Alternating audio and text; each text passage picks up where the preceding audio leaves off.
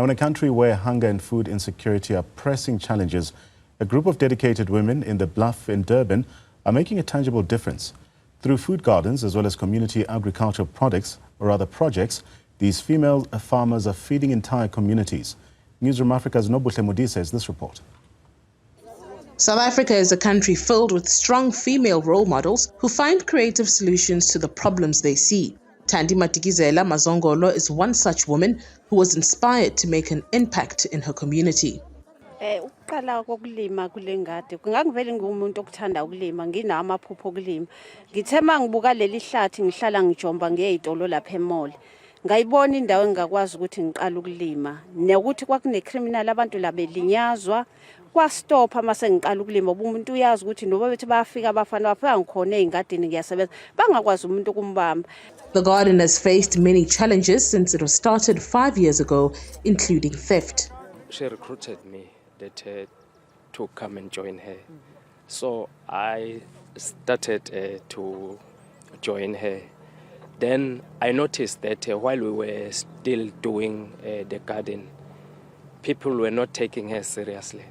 Yeah, so I noticed that there were a lot of challenges because while she was doing plantation like pumpkin, yeah, the workers, I can't mention which they used to spray around kill the weeds.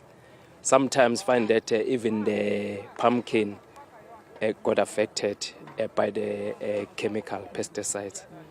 So, but it wasn't done deliberately. Yeah, so I had to approach the offices for the municipality to brief them that we are starting the garden in their premises. So I went at different offices to ask for permissions, yeah, so that we continue to serve our community. A variety of fruit and vegetables can be found here.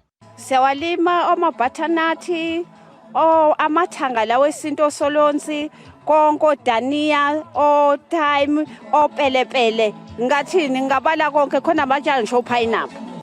A number of feeding schemes benefit from this garden. The crops that we grow, in particular that I personally grow from my side, driving and running a feeding scheme, because I run a feeding scheme here on the Bluff called the warming the hearts through feeding regardless. I collect the crops from here and take them to the kitchen, seeking to provide a healthy meal for those that cannot afford.